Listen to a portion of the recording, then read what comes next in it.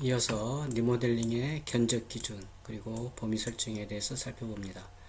리모델링 견적 기준 설정인데, 해처공사와 보수 보강공사의 견적은 구체적인 견적 자료가 없으므로 반드시 현장에서 실사를 통해서 견적을 하고 거기에 자료를 만들 필요가 있습니다. 그리고 리모델링 공사는 신규 공사와 달리 공간적 부위별로 공간별 그리고 부위별로 수선, 교체의 공사 범위가 다를 수 있으므로 각각 다르게 그 기준에 맞춰서 해야 됩니다. 그리고 리모델링 견적 범위의 설정에 있어서 리모델링 공사에 있어서 리모델링 범위를 정확히 정하는 것은 중요하고, 어느 부위부터 어느 정도까지 그리고 얼마나 공사비를 투입해서 어떻게 공사할 것인지 기본 설계 단계에서부터 면밀히 검토하여 확정하는 것이 중요하게 되겠습니다. 그래야 공사 중에 발생할 수 있는 설계 변경을 최소화할 수가 있고, 공기나 비용을 적절하게 관리할 수가 있고, 품질 관리도 가능하게 됩니다. 리모델링 요소 도출을 위한 공간 분류를 보면 공간별 분류에서 그 다음에 부위별 분류, 그 다음에 마감과 구성재 파악, 보수 및 교체 범위 검토, 리모델링 공사 내역을 확정을 합니다. 리모델링 요소별 주요 공정은 가설공사, 철거 및 해체공사, 기초보강공사, 골조, 증설공사, 그 다음에 구조 보수 및 보강공사, 건축 및 인테리어 공사, 기계설 및 그다음에 전기공사, 이렇게 요소별로 공정을 분할할 수가 있고,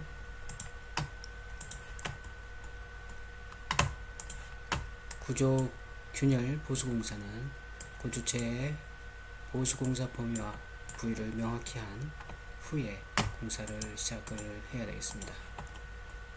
그래야 되는데, 균열의 부위가 0.3mm 이상으로서 실내 슬랍으로 내구성 확보 목적이라면 건식 에폭시 주입을 해서 그런 공법을 통해서 보수하는 것을 검토할 필요가 있고, 발코니 천장 누수 부위 균열 보수공법이라면 습식 균열 보수공법을 검토하는 것이 필요하게 되겠습니다.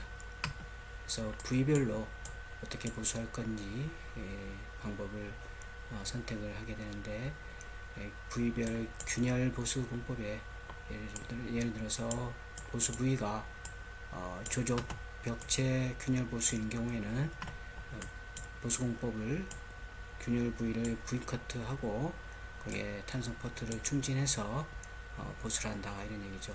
예를 들어서 이제 이렇게 벽이 있으면 이렇게 크랙이 이렇게 가 있다. 그러면 그 크랙의 요 부위를 단면으로 좀 보면 이렇게 V 커트하는 거죠. 이렇게 V자로 이렇게 커트해서 이렇게 커트하는 거죠. 그래서 여기 커트한 다음에 여기에 탄성 퍼티를 넣고 이렇게 충전을 해서 크랙을 메꾸는 거죠. 그 다음에 실내 슬라브 균열 보수인 경우는 에폭시 수지 건식 공법을 사용하고, 그 다음에 발코니 천장 누수 부위 균열 보수인 경우에는 습식 균열 보수 공법, 폴리우레탄 그라우딩 공법, 이런 것들을 써서 보수를 합니다. 그 다음에 피트층 골조면 불량 부위에는 수지 모르타를 발라서 보수를 하면 되겠습니다.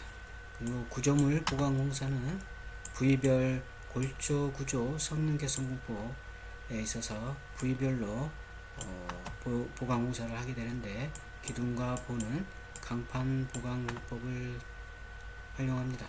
그리고 슬라브는 탄소 섬유 보강 공법을 하게 되고, 그 다음에 엘리베이터 기초 파일 공법 보강은 마이크로필름 보강 공법을 사용합니다. 예를 들어서 기둥보 같은 경우는 그래서 기둥이 이렇게 있다.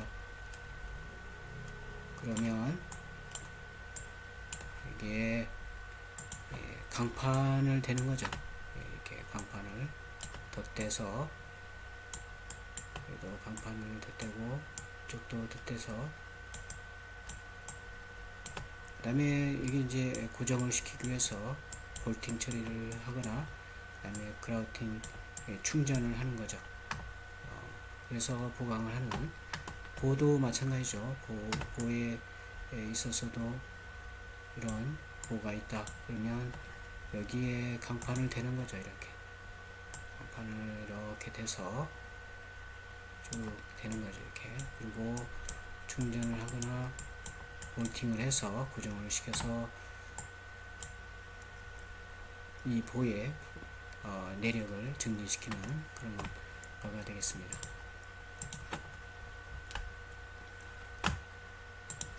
주요 공정별 견적 1위대가 작성. 그러니까 이제 적산에서도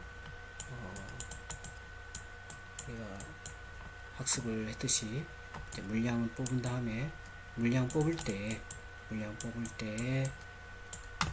우리가 그 들어갈 수 있는 그런 자재 물량도 있지만, 사람 인건비죠. 인건비에 대한 부분도 같이 우리가 적산을 하게 되는 거죠. 물론 그 밖에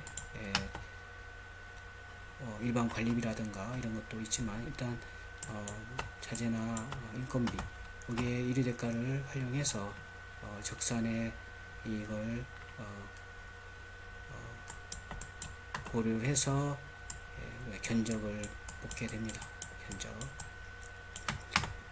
철거 및 해체 공사를 보면, 국내 철거 및 해체 공사는 선진국과 달리 대부분 커트, 용접기, 핸드브레이크 이런 것들을 써서 철거를 하는데, 그래서 거기에 따른 소음이나 분진이 많이 발생이 되죠. 그리고 우리가 이제 리모델링 할 때 주요 구조부는 존치하는 경우가 있는데, 해체하거나 철거할 때 손상이 될 수 있는 그런 우려도 있습니다.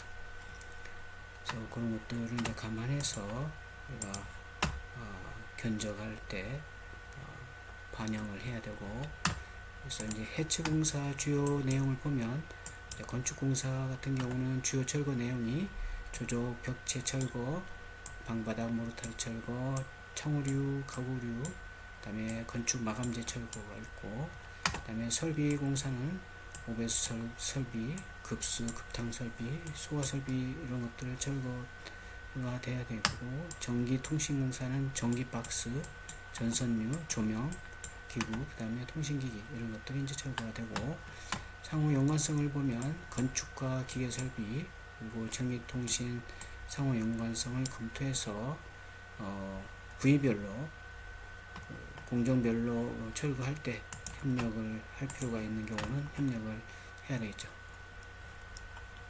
그리고 철거 공사 시 타 공정과 영향 분석. 그래서 철거 공사는 타 공정 간의 상호 연관성을 이제 사전에 충분히 검토할 필요가 있고 협력을 할 필요가 있습니다. 그래서 건축 공사 시 노출 천장 마감 이제 해체 시 기존 전선관을 재활용한다면 전선관이 손상되지 않도록 철거를 해야 되겠죠.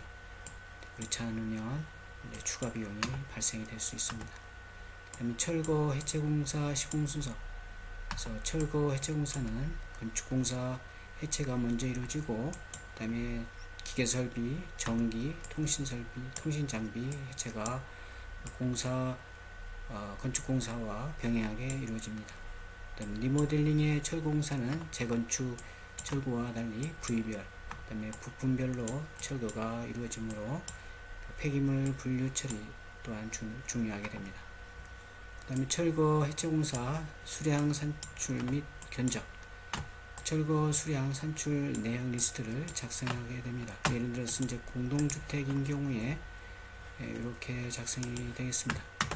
그래서 인력 헐기, 그 다음에 부수기, 철근 콘크리트, 벽돌. 그래서 수량은 이렇게, 그 다음에 콘크리트 절단, 두께는 100mm, 이렇게, 그 다음에 타일 까내기, 그 다음에 지붕, 방수, 보호층 헐기, 그 다음에 바닥 및 벽 모르타르 제거, 바닥, 그 다음에 패널 히팅 제거, 그 다음에 리놀륨 제거, 벽지 뜨내기, 그 다음에 목재 마루, 그 다음에 반자들 제거, 텍스 합판재 제거, 주방기구, 수납장 제거, 그 다음에 창호재, 설비 배관, 전기통신 잔재 철거, 그 다음에 시설물 잔재 처리, 그 다음에 고철재, 폐기물 수량 증가, 이런 것들을 이제 하고, 그 철거 내용은 여기 쓰여져 있습니다. 그래서 각각을, 물론 이제 꼭 이것만 하는 게 아니고 철거에 있어서 필요한 부분이 더 있으면 철거를 하게 되는 거죠.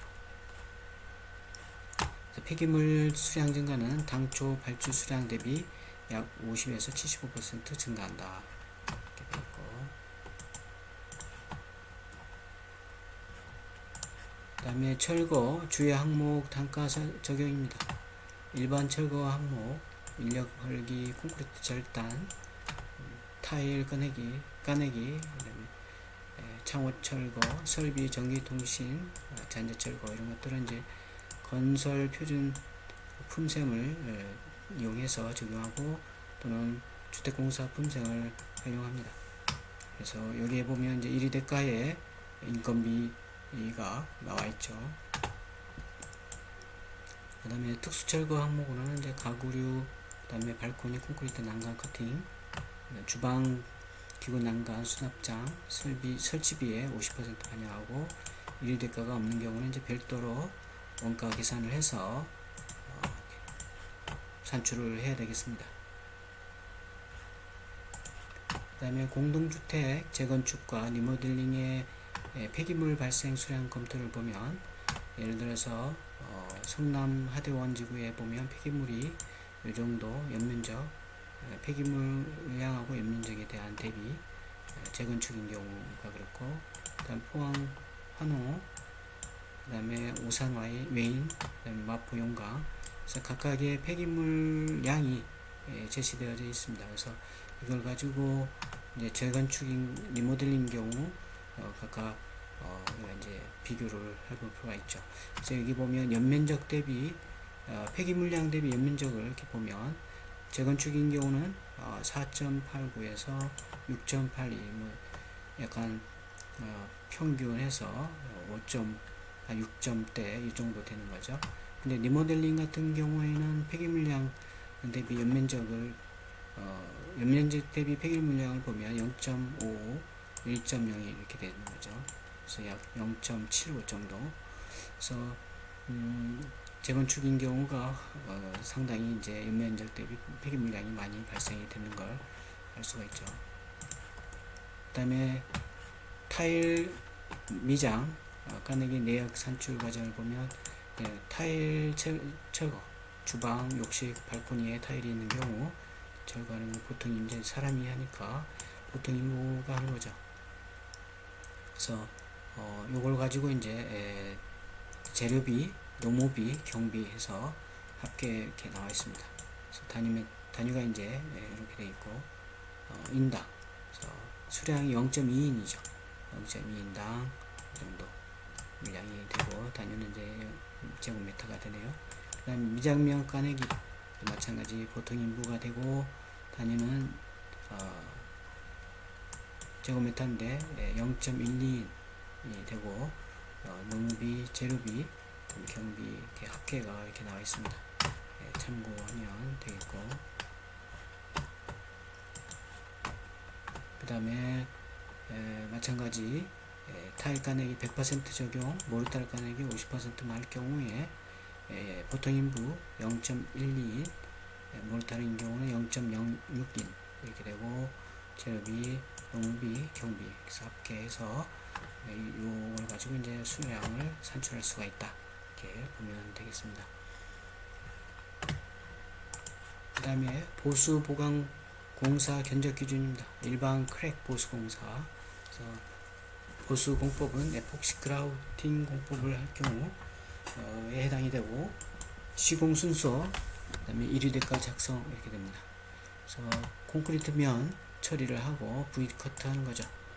그 다음에 천공 작업, 주입구 설치 및 실링제 작업, 그 다음에 에폭시 그라우팅, 그 다음에 주입 기구 제거, 마감 공사에서 이제 마무리하는 그런 거가 되겠고, 콘크리트 면 정리, 위장면 까내기, 그래서 표준 품셈 및 품셈에 철공사 이류대가를 적용하고, 노임의 할증은 15% 가산한다. 그 다음에 표면 처리, 그라우팅 하는 거죠. 표준 품셈, 도장공사의 페인트, 면 마무리, 긁기, 면 처리 등의 이류대가를 적용합니다. 이류대가 표에 보면 이런 항목들이 있어요. 그래서 이런 항목들을 리모델링 할 때, 콘크리트 면 정리할 때 이류대가를 쓴다, 이런 얘기죠.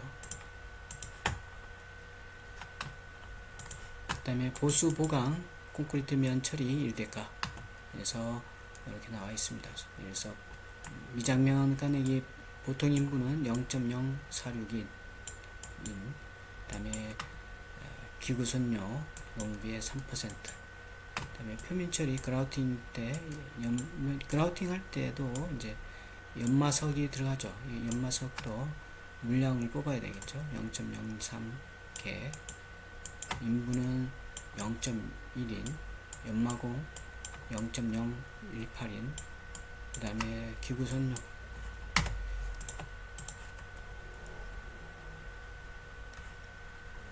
그 다음에 보수제 도포 및 바르기가 있습니다.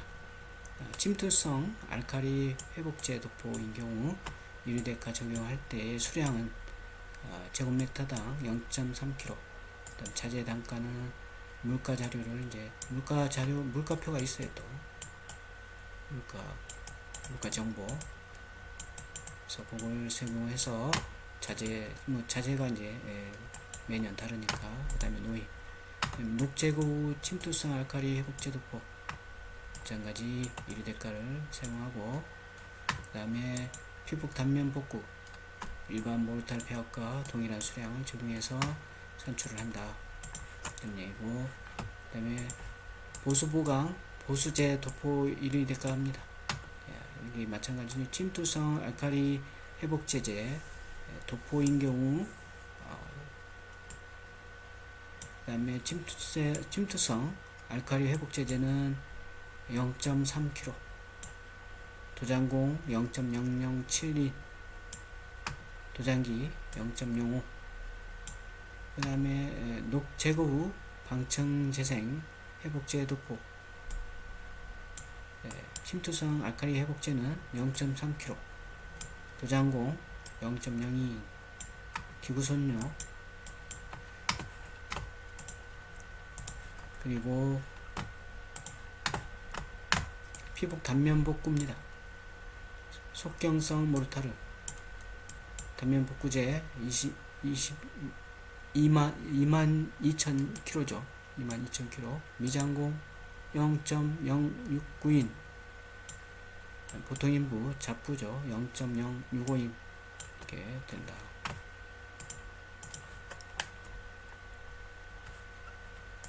그 다음에 누스크랙 보수공법입니다. 보수공법 폴리우레탄 방수 그라우팅 및 무수축 모르타르 시공법이 되고, 시공 순서는 콘크리트 면 처리하고 유연성 폴리우레탄 수지를 도포하면 되겠습니다. 그래서 물과 접촉 시 수압 발포 현상이 일으킵니다. 그래서 5에서 6배 팽창하면서 도포되는 거죠. 약 30% 신축성이 보유된다. 강판 보강공법 기둥이나 보 보강 시 주로 이제 강판으로 보강하게 되는데, 보강법은 보강 부위에 강판을 덧대는 거죠. 그래서 시공 순서는 콘크리트 면 처리하고 철판을 가지고 앵콜 가공을 합니다. 그리고 강판 부착하고 에폭시 퍼티로 에폭 수지 퍼티로 메워서 주입해서 에포식 수지를 주입해서 이제 마무리하는 거죠. 충질하는 거죠. 그 다음에 탄소 섬유 보강 공법, 또는 슬라브 보강 시 주로 사용하는데, 슬라브에 탄소 섬유를 부착해서 보강하는 방법입니다. 그래서 콘크리트면 처리를 하고, 그다음에 뭐 이물질을 다 제거해야겠죠. 마찬가지 면 처리는 부재 단면 복구, 그다음에 노출 철근 방청 및 균열 보수합니다. 그래서 이제 일부 보에 그 중성화나 피복이 탈락이 되어 있는 경우에는 그걸 이제 복구한다는 얘기는 이제 메꾸는 거죠. 바르는 거죠. 바르고 철근이 노출되어 있을 때는 철근에 녹막이 그 페인트를 해서 방청을 하거나 해서 복구를 합니다. 그리고 균열이 있다. 균열도 보수를 하죠. 그리고 나서 이제 탄소 섬유를 가지고 감싸서 보강을 한 다음에 요철을 조정하고 에폭시 퍼티를 충전을 하면서 이제 마무리하는 거죠.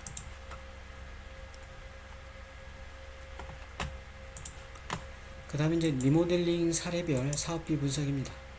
공동주택 리모델링 사업비 분석인데, 우리가 조금 전에 봤던 견적을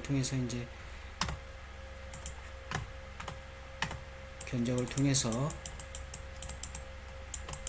공사비에 따른 부위별 또는 공간별 그 보수비 또는 보강비가 사업비가 나오겠죠. 공사비가 나오는 거죠.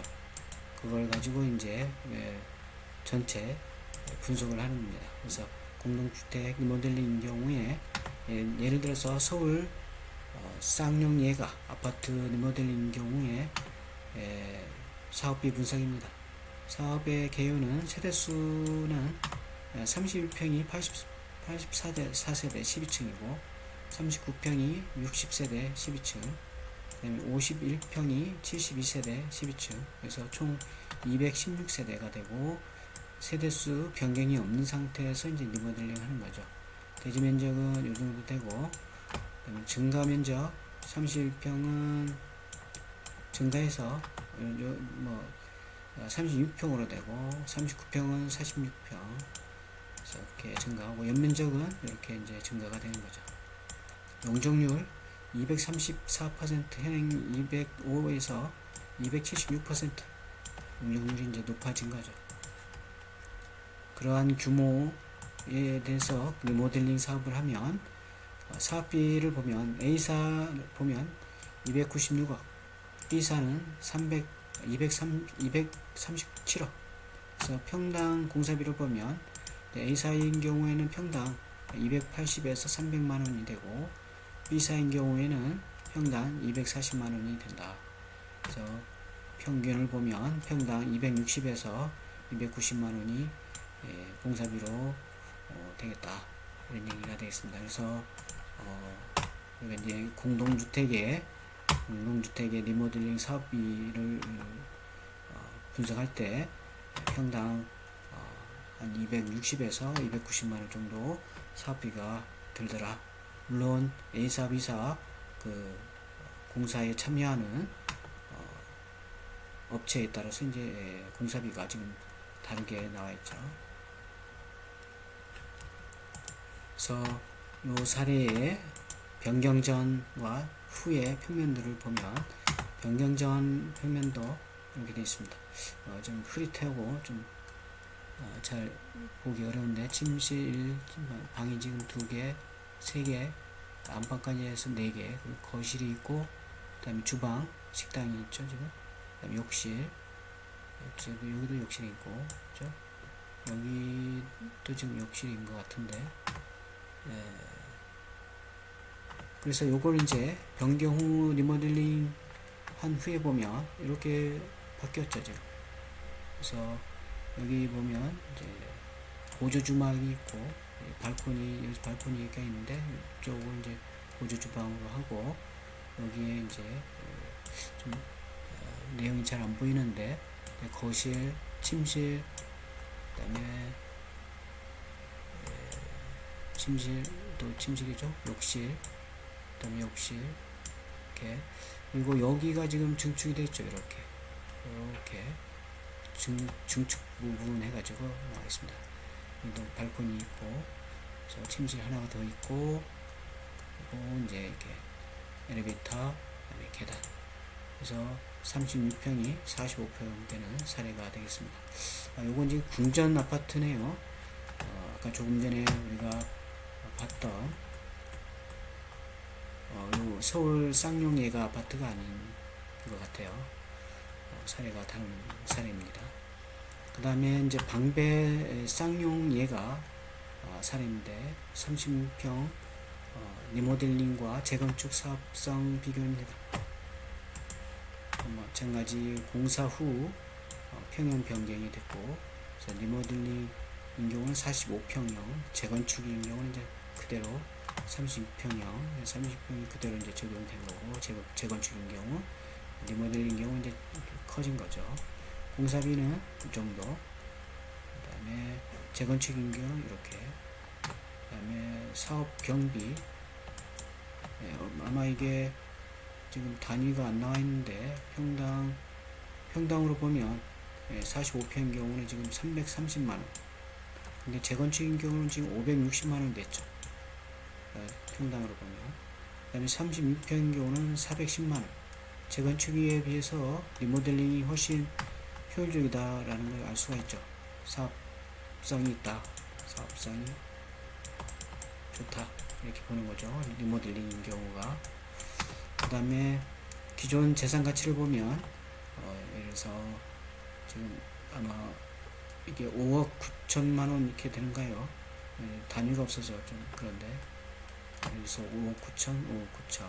총 투자 비용이 이 정도 되고, 리모델링일 때는 이 정도, 재건축일 때는 이 정도 되고, 예상 재산 가치는 이렇게, 그 다음에 재건축일 때 이렇게.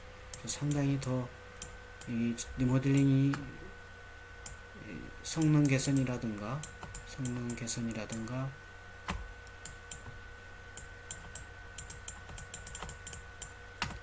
가치를 더 높여주는 거죠, 지금.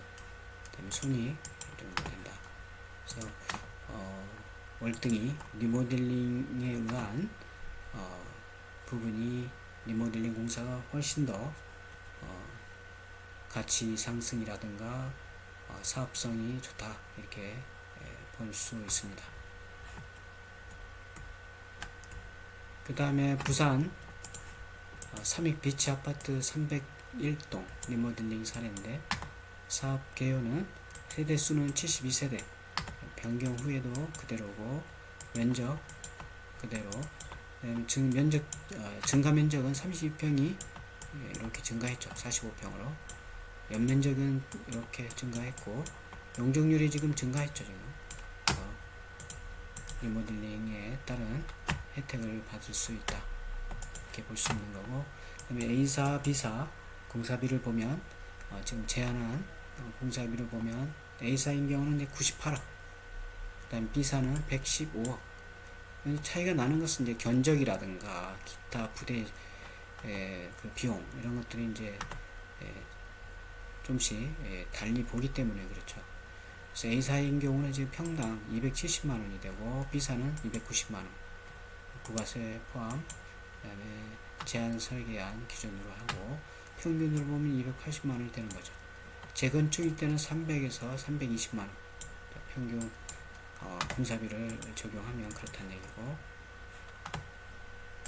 그 다음에 변경 전, 변경 후의 평면들을 보면, 변경 전 보면 이제 안방, 거실, 침실, 방이 지금 하나, 둘, 세 개고, 거실이 있고, 거실이 지금 한쪽으로 이렇게 치우쳐져 있죠. 그 다음에 욕실, 다용도실, 복도에서 이제 현관이 되겠습니다. 그래서 이 부분을 이제 변경 후를 보면, 이 부분을 그대로 이제 두고, 리모델링을 여기 이제 증설을 이렇게 한 거죠. 이 부분을 이제 증설을 해서 이렇게 증설을 한 거예요, 지금. 그리고 여기 이제 엘리베이터와 계단이 있고, 그래서 내부는 이제 이 실을 이제 변경을 한 겁니다. 이렇게 그래서 여기 이제 좀 발코니 있고 침실, 뭐 식당으로 보이네요. 이렇게 해서 이렇게 이제 여기 거실인가요? 거실. 그래서 이렇게 이제 이쪽에서 이쪽으로 이렇게 거실이 이제 옮겨간 거죠. 이렇게 해서 이제 초기에 아까 얘기했듯이 초기에 32평을 이렇게 이제 45평으로 리모델링을 했다. 그래서 굉장히 이제 사업성이 좋다 이런 얘기고, 지금까지는 이제 공동주택의 리모델링 사업성 분석을 살펴봤고 사례도 살펴봤습니다. 이제 다음으로는 이제 일반 건축물 리모델링 사업비 분석입니다.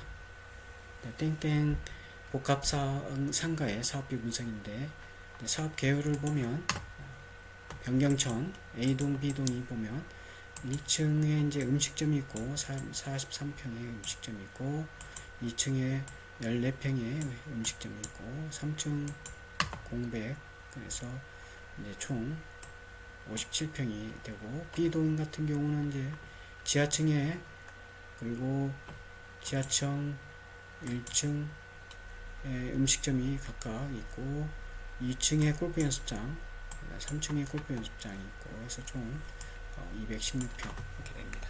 그래서 요걸 이제 리모델링 하면서 바꾼 거죠. 변경 후를 보면 A동의 지하층은 이제 그대로 두고 1층은 43평 일반 음식점 그대로 사이즈, 2층 14평 그대로 둔 상태에서 57평이 그대로 이제 변경이 됐고, 그 크기는 좀 변경이 안 됐죠 사실상. B동 같은 경우 이제 마찬가지 음식점하고 지하층과 1층 음식점, 그리고 이제 2층에 이제 아까 골프장 연습장인데 요걸 이제 공연장과 음식점 이렇게 이제 변경을 한 거죠. 그리고 3층에 골프 연습장을 일반 음식점으로 이제 해서 216평을 347평으로 이제 임대할 수 있는 공간을 많이 확보한 거죠. 그래서 사업성을 이제 좋게 하기 위해서 공간이 이제 증설이 됐다 이렇게 보면 되는데, 건물 배치도를 보면 이렇게 이제 돼 있다 이런 얘기고, 지금 향이 이쪽이 이제 북쪽이 되고 여기서 이제 남쪽을 이쪽에서 이쪽이죠 지금. 그리고 이쪽에 이제 이 식당이니까 이렇게 배치를 하고 부대 시설이 옆에 이제 있는 것 같습니다. 화장실이 있고, 요거 이제 건물 배치도가 되겠고, 건물 단면들을 보면 지금 이런 식으로 되어 있습니다. 단면도 참고하면 되겠고요. 그래서 리모델링 공사비 검토입니다. 연면적이 이제 404평. 그래서 보면 공통 가설 공사 이 정도, 금액은 원입니다. 평당 금액은 이렇게 되겠고, 철골 공사 평당, 그 다음에 금속 외장 공사, 그리고 수장 공사, 부대 잡공사, 설비, 정리공사, 인테리 포함할 때 인테리 공사 이렇게 포함이 되면 이렇게 된다. 그래서 평당 금액이 이제 여기가 이제 되겠죠. 보면 352만원 이 정도 되는 거죠 지금. 그래서 이 건물, 일반 건물의 리모델링 전 풍경이 전경이 되겠고, 리모델링 후 흑백이라서 뭐 큰 차이가 없어 보이는데 이렇게 됩니다.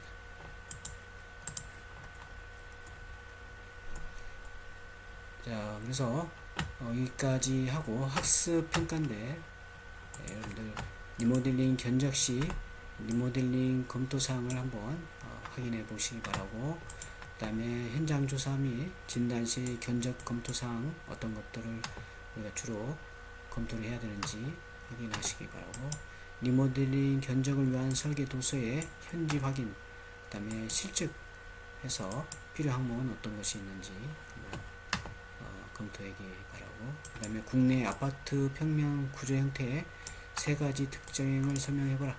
요건 요 앞전에 중간 테스트에 나갔죠. 그래서 그걸